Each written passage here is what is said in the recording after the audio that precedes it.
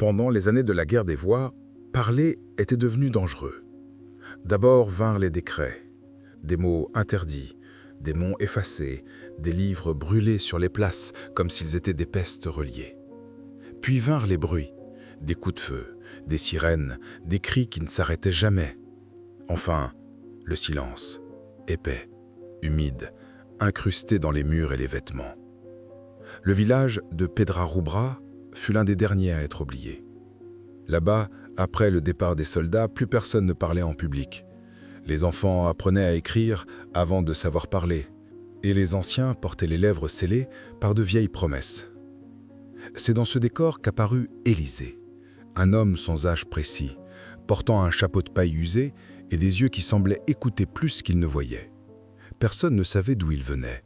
Certains disaient que c'était un moine, d'autres un déserteur, mais tous le connaissaient pour une habitude singulière. Il collectionnait les silences.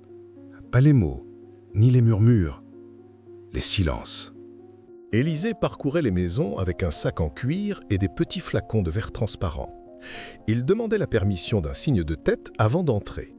Puis il s'asseyait par terre, fermait les yeux et restait là quelques minutes, immobile. Ensuite, il ouvrait l'un de ses flacons, recueillait l'air avec précaution, comme on capture un parfum fragile, et le scellait d'un bouchon de cire rouge. On disait qu'il ne récoltait que les silences véritables, ceux qui naissent après la mort d'un être cher, après une dispute sans pardon, ou encore ceux qui flottent dans les chambres où plus personne ne dort. Il rangeait chaque flacon avec une étiquette écrite à la main. Silence de Cécilia après la lettre. Silence du puits, mercredi de pluie. Silence du père quand le fils n'est pas revenu. Les gens finirent par le respecter. Il y avait quelque chose de sacré dans sa façon de faire. Certains croyaient même que si l'on confiait son silence à Élisée, il le gardait pour que la douleur ne finisse pas par éclater à l'intérieur de soi. Un jour, Élisée fut appelé chez Donna Jacinta, veuve de 3 guerres et grand-mère d'une fillette qui ne parlait jamais. La petite, prénommée Louzia, avait 6 ans et des yeux attentifs, comme ceux de quelqu'un qui a déjà trop vécu. Élisée entra dans la maison et s'assit en face d'elle. Ils restèrent là, en silence, pendant presque 1 heure. Il ne sortit aucun flacon. À la fin, la fillette lui tendit un bouton de robe, bleu, en nylon, et il l'accepta comme s'il s'agissait d'une relique. Le lendemain, Louzia prononça son premier mot. « Oh !» Personne ne comprit. Mais Élisée sourit pour la première fois depuis son arrivée au village. Élisée resta à Pedrarubra pendant 7 ans. Pendant ce temps, le village commença à changer. Les habitants parlaient encore peu, mais ils écoutaient davantage. Les fenêtres se remirent à s'ouvrir. La cloche de la chapelle, autrefois silencieuse, tinta un dimanche sous un faible soleil. Et les silences cessèrent d'être des murs, ils devinrent des ponts.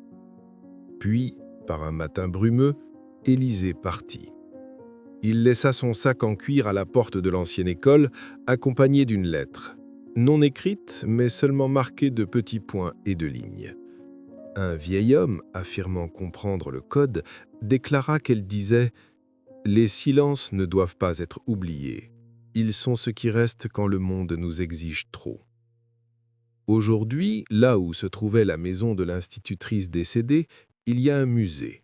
Il n'a pas de mur, seulement des étagères avec des flacons de verre et des étiquettes jaunies par le temps.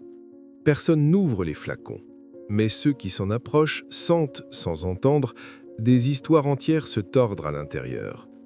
Amours interrompus, peurs non avouées, promesses brisées. Lucia est désormais la conservatrice du musée. Elle porte des robes bleues et parle peu. Parfois, elle place un flacon au centre de la place et laisse le vent l'entourer.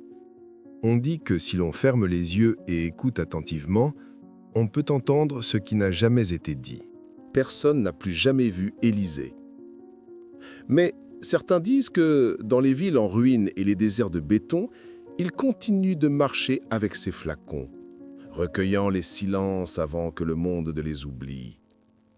Et peut-être, juste peut-être, est-ce lui qui garde le silence le plus important de tous, celui qui précède le moment où quelqu'un décide de parler à nouveau.